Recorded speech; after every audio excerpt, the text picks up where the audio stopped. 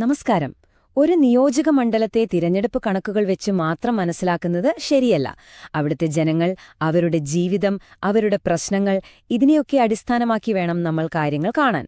അപ്പോൾ ഇത് ഏതെങ്കിലും ഒരു പക്ഷം പിടിക്കാൻ വേണ്ടിയുള്ള ഒരു വിശകലനമല്ല, മറിച്ച് ഡേറ്റ വെച്ചുകൊണ്ട് കോവളം എന്ന മണ്ഡലത്തിന്റെ യഥാർത്ഥ ചിത്രം മനസ്സിലാക്കാനുള്ള ഒരു ശ്രമമാണ്. നമുക്ക് ഒരുമിച്ച് കോവളത്തിന്റെ രാഷ്ട്രീയ സാമൂഹിക യാഥാർത്ഥ്യങ്ങളിലേക്കൊന്ന് ഇറങ്ങിച്ചെല്ലാം. ഇതാണ് കോവളം. കണ്ടില്ലേ? ഒരേ സമയം കടലും കരയും ചേരുന്ന ഒരു ഭൂപ്രദേശം. ഇവിടുത്തെ ജനങ്ങളുടെ ജീവിതത്തെ രൂപപ്പെടുത്തുന്നത് തന്നെ ഈ ഒരു പ്രത്യേകതയാണ്. തീരദേശ ഗ്രാമങ്ങളുണ്ട്, പിന്നെ ഉൾനാടൻ കുന്നുകളുണ്ട്. ഈ മണ്ണിന്റെ ഒരു സ്പന്ദനം നമ്മൾക്ക് മനസ്സിലാക്കാൻ കഴിഞ്ഞാൽ മാത്രമേ ഇവിടുത്തെ രാഷ്ട്രീയം ശരിക്കും മനസ്സിലാക്കാൻ സാധിക്കൂ. ശരി, ഈ വിശകലനത്തില് നമ്മൾ പ്രധാനമായും 5 കാര്യങ്ങളാണ് നോക്കാൻ പോകുന്നത്. ആദ്യം, കോവളത്തെ യാഥാർത്ഥ്യങ്ങൾ എന്തൊക്കെയാണ്. പിന്നെ രാഷ്ട്രീയ സൂചനകൾ നമ്മളോട് എന്താണ് പറയുന്നത്. അടുത്തത്, ജനവിധിയുടെ ഘടന എങ്ങനെയാണ്. അതിനുശേഷം ഒരു ജനകേന്ദ്രീകൃത ഭരണത്തിനുള്ള രൂപരേഖ. അവസാനം, മുന്നോട്ടുള്ള വഴിയെന്താണെന്നും നോക്കാം. അപ്പോ നമുക്ക് നമ്മുടെ ആഴത്തിലുള്ള വിശകലനം തുടങ്ങാം.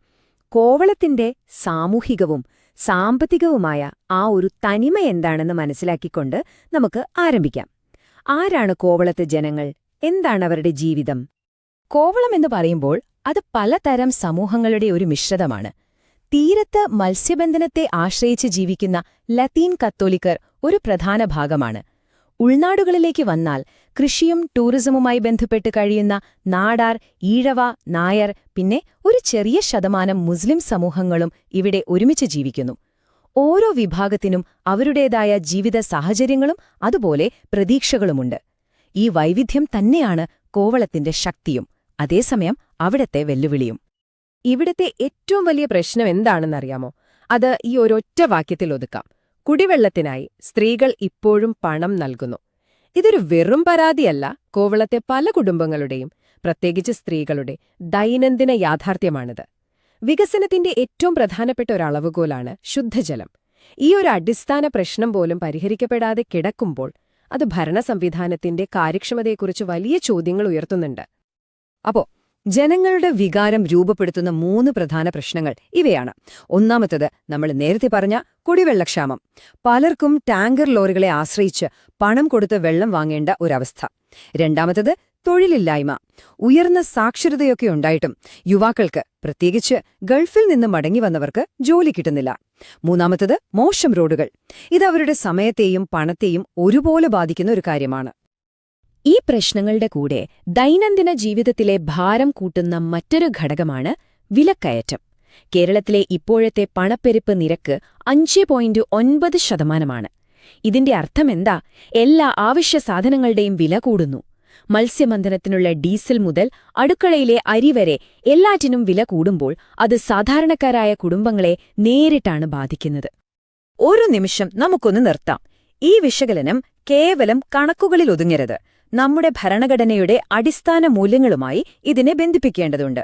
ഒരു ജനാധിപത്യത്തിൽ ഏറ്റവും പ്രധാനം ഓരോ വ്യക്തിയുടെയും അന്തസ്സാണ്. അത് സംരക്ഷിക്കപ്പെടണം. In a democracy, the dignity of every individual forms the bedrock of public life.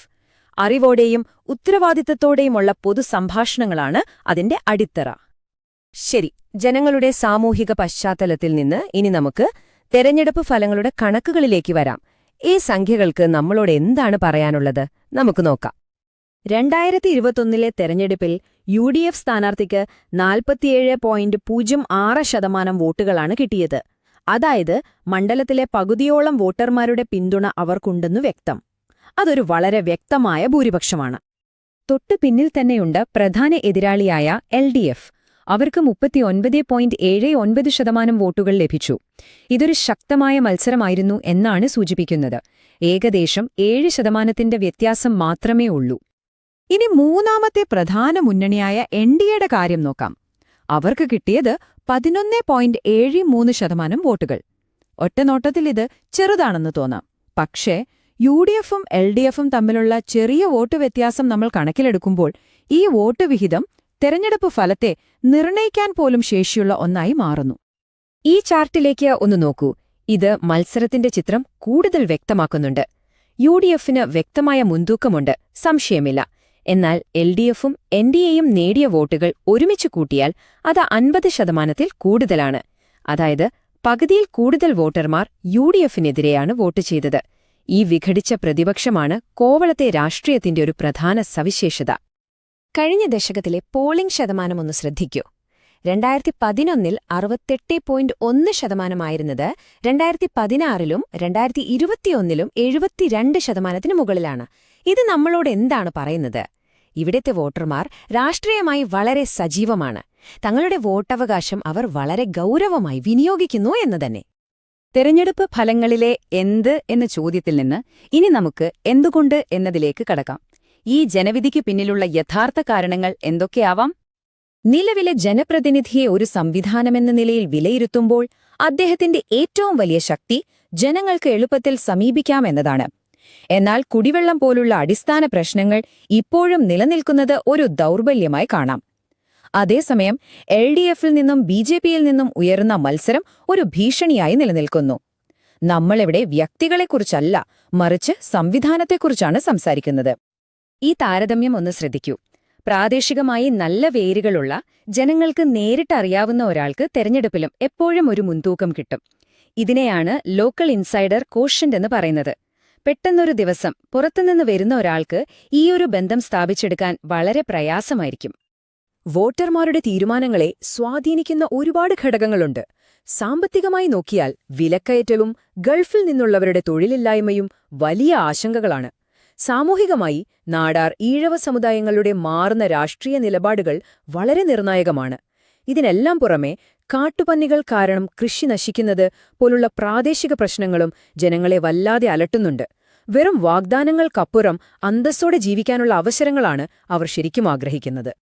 ശരി, ഇതുവരെയുള്ള നമ്മുടെ വിശകലനങ്ങളിൽ നിന്ന് ഇനി എങ്ങനെ പ്രായോഗികമായ ഒരു ഭരണരൂപരേഖ ഉണ്ടാക്കാമെന്ന് നോക്കാം.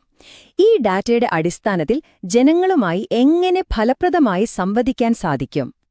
വോട്ടർമാരുമായി സംവദിക്കാൻ 4 തലങ്ങളുള്ള ഒരു തന്ത്രം നമുക്ക് രൂപപ്പെടുത്താം. ഒന്നാമത്തേത്, എതിരാളികളുടെ ഭരണപരമായ പരാജയങ്ങളെ, ഉദാഹരണത്തിന് കുടിവെള്ള പ്രശ്നം, തുറന്നുകാട്ടുക. രണ്ടാമത്തേത്, സ്വന്തം പ്രവർത്തനങ്ങളിലെ സ്ഥിരതയും തുടർച്ചയും വാഗ്ദാനം ചെയ്യുക. മൂന്നാമത്തേത്, യുവാക്കൾക്ക് വേണ്ടിയുള്ള നൈപുണ്യ കേന്ദ്രങ്ങൾ പോലെ പുതിയ വികസന ആശയങ്ങൾ മുന്നോട്ട് വയ്ക്കുക. നാലാമത്തേത്, എല്ലാ വിഭാഗം ജനങ്ങൾക്കും സാമൂഹിക സുരക്ഷ ഉറപ്പാക്കുമെന്ന് പറയുക. ഈ 4 തൂണുകളിലൂന്നിയ ഒരു ആശയവിനിമയ രീതിക്ക് കൂടുതൽ ഫലം കാണാൻ സാധിക്കും. ഇനി തന്ത്രപരമായ ആസ്തികളെ വിലയിരുത്താൻ നമുക്ക് ഈ പട്ടിക ഉപയോഗിക്കാം. നോക്കൂ, വിഴിഞ്ഞം തുറമുഖം പോലുള്ള പദ്ധതികൾ വളരെ മൂല്യമുള്ളതും അപൂർവവുമാണ്. അതൊരു വലിയ ശക്തിയാണ്. അതുപോലെ തന്നെ സമുദായങ്ങളുമായുള്ള ബന്ധങ്ങളും. എന്നാൽ ഡേറ്റയും സോഷ്യൽ മീഡിയയും ഫലപ്രദമായി ഉപയോഗിക്കുന്നതിൽ ഇനിയും മെച്ചപ്പെടാനുണ്ടെന്ന് കാണാം. ഓരോ വിഭവത്തിന്റെയും യഥാർത്ഥ ശക്തി മനസ്സിലാക്കി വേണം മുന്നോട്ടു പോകാൻ.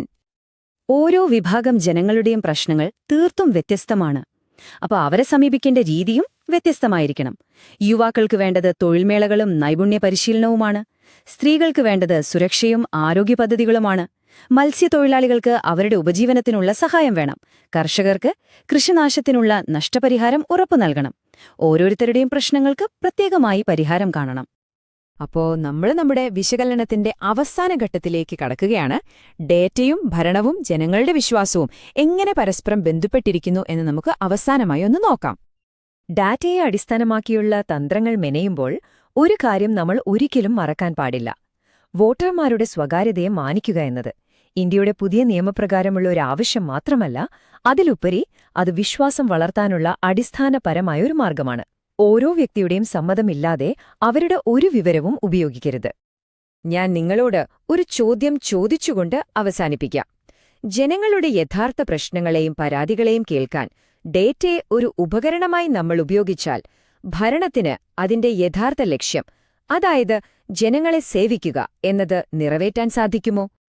നിങ്ങൾ ജനകേന്ദ്രീകൃതനായ ഒരു നേതാവാകാനും നിങ്ങളുടെ മണ്ഡലത്തെ ഉയർത്താനും ആഗ്രഹിക്കുന്നുവെങ്കിൽ blueprintstrategies.ai-യുമായി mgr@blueprintstrategies.ai എന്ന ഇമെയിലിലോ 08042041602 എന്ന നമ്പറിലോ ബന്ധപ്പെടുക. രാഷ്ട്രീയത്തിനപ്പുറം ഒരു ലക്ഷ്യം.